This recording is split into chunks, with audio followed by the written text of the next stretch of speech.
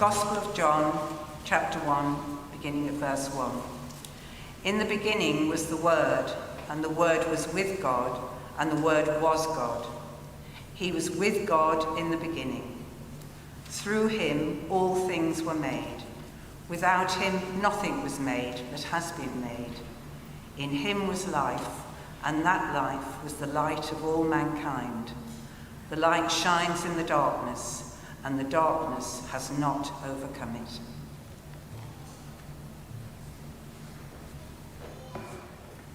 Well, good morning, everybody. My name is Tom Simpson. I'm another member of the staff team here at St Matthew's. We're going to have a think about those words from John chapter 1 now. But as we do that, I've got a question for you. When do you put up the Christmas lights? When do you put the Christmas lights up? Are you someone who waits until school has finished or children are back from university before getting the decorations out? Are you someone who waits until the start of December? Or maybe you're totally unapologetic about it and the lights are kind of up and ready to go by the end of October. You want to have the maximum amount of time with the lights out. And as I've been walking around the streets around here recently, and it struck me that the thing about Christmas lights is that it's when we put them up. Not if, but when. So maybe it's just some candles in the window or some sparkly icicles across the front door, a tastefully decorated Christmas tree. Or maybe you just go all out and absolutely go for absolutely everything. So that, the only man-made object visible from space is number 36 Lobelia Avenue. Whichever option we go for, we all put up the Christmas lights. I guess part of this is tradition. It's something that's just deeply ingrained in our culture. But I think there is a deeper reason too. We don't like darkness. And as the nights draw in, as the darkness becomes longer, it gets harder, doesn't it? It's why people have always wanted a celebration at midwinter, why Christians chose to have Christmas in the middle of winter. We want lights. We want reason to rejoice when the darkness is all around. So we put the lights up. It feels mighty dark at the moment as well, doesn't it? As restrictions get reintroduced, as Christmas looks like it's going to be smaller again than it was before, there's not a lot of reason to think that there's going to be lights at the end of the tunnel. I had a friend who put their Christmas tree and lights up really, really early last year. And the social media post that went with it said something along the lines of about needing to have the Christmas tree and the lights up, wanting to have something to bring some hope and some joy. I feel like she might as well have posted the same thing this year. We might have the Christmas lights up, but it doesn't always feel that they're going to be up to the task of brightening our world, does it? But don't despair, because there is some light for all of us this Christmas. Putting up the Christmas lights might mark the start of us thinking about Christmas, but I want to point you to a different kind of light to help us feel Christmassy. Something that can be really good news for all of us. And I don't know if you heard that in our reading from John's Gospel, his eyewitness story of Jesus' life. He wrote these words that we're going to focus on. The light shines in the darkness, and the darkness has not overcome it. Now, just under 2,000 years ago, a man named John wrote those words about his friend Jesus. They were close friends. They'd spent 3 years kind of living and working together, going around from place to place together. And John was transformed by that experience, by that time spent with Jesus. Those 3 years changed him from a fisherman in the middle of nowhere place into a man who spent the rest of his life talking about Jesus all around the world as he knew it. He wrote these words about someone that he knew well. And when he wanted to describe Jesus to other people, he used those very famous words that come up in carol services every year from the start of John's Gospel.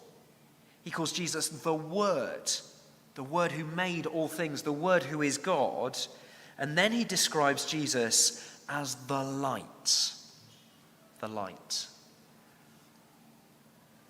I think it's a really interesting description of someone. If I was to describe you like that, if I were to call you the light, what would you think I was meaning about you?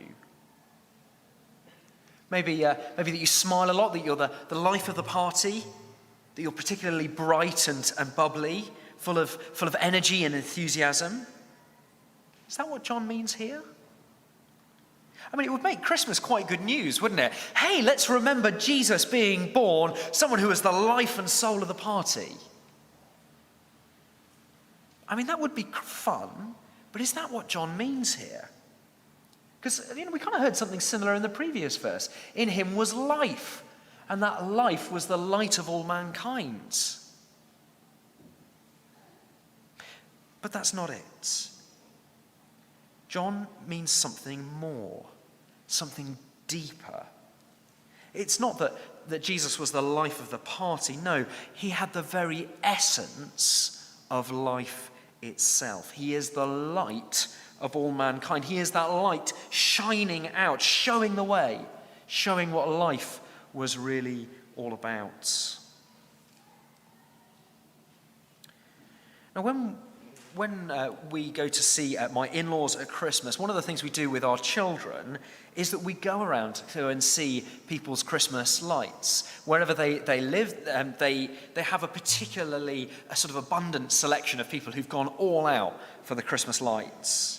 Now, some of them are just kind of raising money for charity, but others are just doing it for the enjoyment of it. Maybe you do the same sort of thing. And the thing about these lights is that, well, frankly, I'm amazed because of the amount of effort that it must have taken to do these kind of elaborate displays. They draw us in. We're wowed by the effect. It makes us want to go and see them. It makes us want to go and show our kids that these wonderful lights. In the darkness, these lights bring joy. And it's the same with Jesus. He is the light that draws people to him and through him to God. He's the light that shows us the way. Not to the house with crazy Christmas lights, but through the darkness of our world to the place of hope in God. We all want to be in the light, to be brought near to God, because that's how we were designed to be. It's how God made us, to love the light.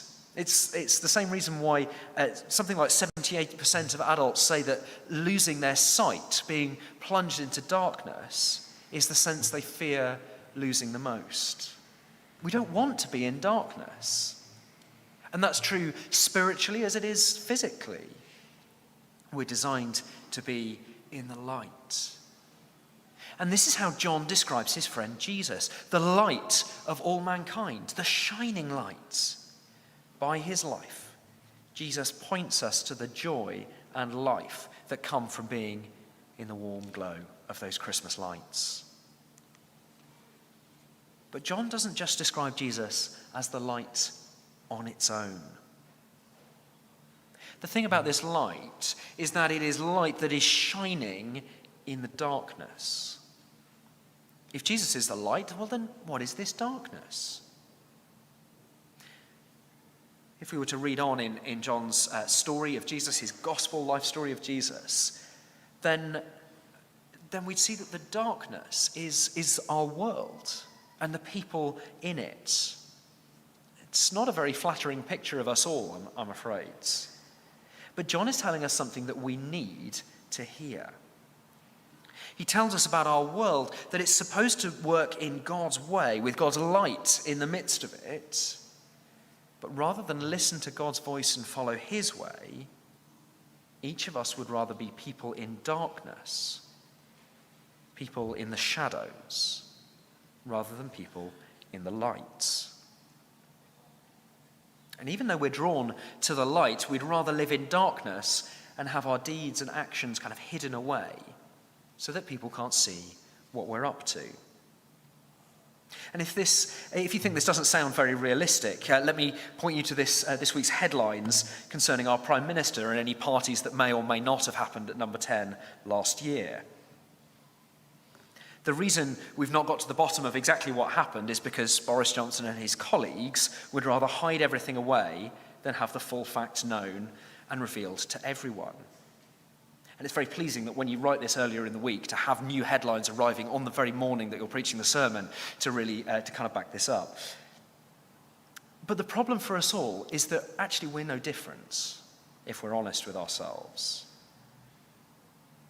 I won't ask you to raise your hand now, but how many of us parents have children who don't like being alone in the dark, but yet when they've done something naughty, that fear of being caught far outweighs any fear of hiding in a cupboard or behind the curtains or in a dark corridor?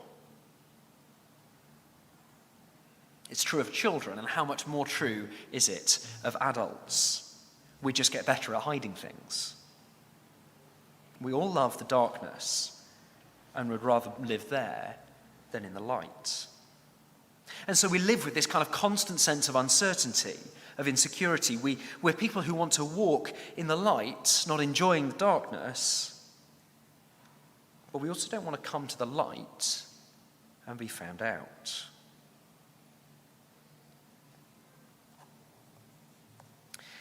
Now, a number of years ago, someone gave us this book, this now rather battered book. This was a story of Winnie the Pooh at Christmas. And it tells the story of Winnie the Pooh and Piglet looking for just the right sort of Christmas tree. And they try all sorts of kind of different solutions, trees that are too big to get in home, thistles, a holly bush, it's all a bit spiky. And, all of the things they're looking for just don't have the right sort of Christmassy wonderfulness that they're after until they find the right sort of thing. I mean, to be honest, the front cover kind of gives it away, but that's kind of what they're after.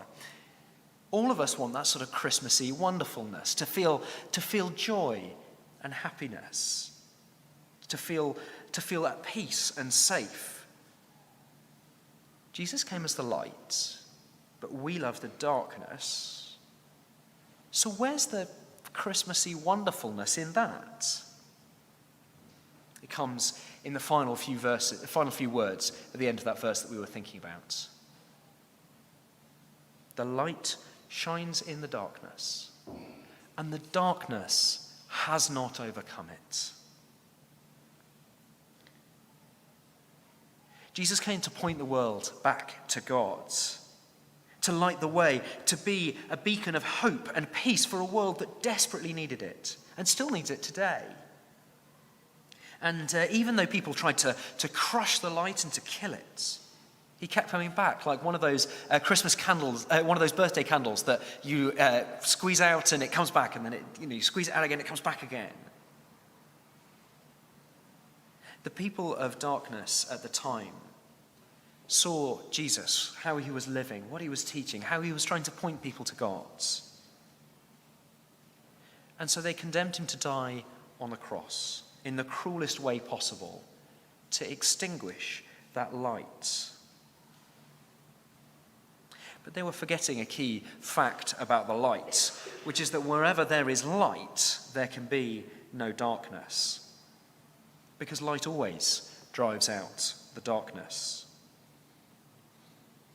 We either have light or darkness. We can't have both together. Jesus came as the light, and though the darkness tries to crush it, it won't, it can't overcome the light. Like the Christmas lights driving out the darkness of winter, bringing joy, drawing us near. So Jesus did that on a global scale, bringing joy, light, and hope to the world. And he does this on a personal level too. This is good news for you and for me. Jesus can drive out the dark in our own lives, bringing light and joy and peace. And he helps us to live the way that we're supposed to. He helps us to know God, the one who made us, who wants us to come to him. He's there to light the way because he is the light of all mankind. couple of years ago, my dad sent me a Christmas card. On the front of it was a picture of a man sitting in an armchair with the warm glow in the background, and it said, "I was having a lovely deep sleep in front of a roaring fire. Then I remembered that I didn't have a fireplace." It's not a great joke, I grant you, but it's one of the things I love about Christmas. You can kind of get away with terrible jokes. Well, I mean, maybe I can't. You can tell me afterwards. We may long for the nice, warming winter fire, but it's tricky without a fireplace, right? We all want the Christmas lights to bring joy and light and laughter, to drive away the darkness.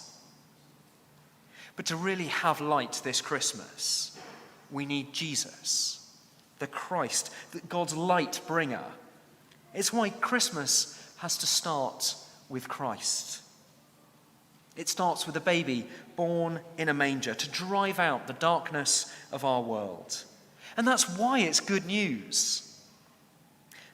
That there's light in the darkness. There's hope for the future. And that's still good news for us today. Because he's still able to drive out the darkness of the world and will come again to make everything right. And if you need more good news this Christmas, then come again. Come hear some more of what John will say. These are just the first few verses. We'll think more over the coming few services and Sundays about what John has to say about his friend Jesus. And it's really, really good news.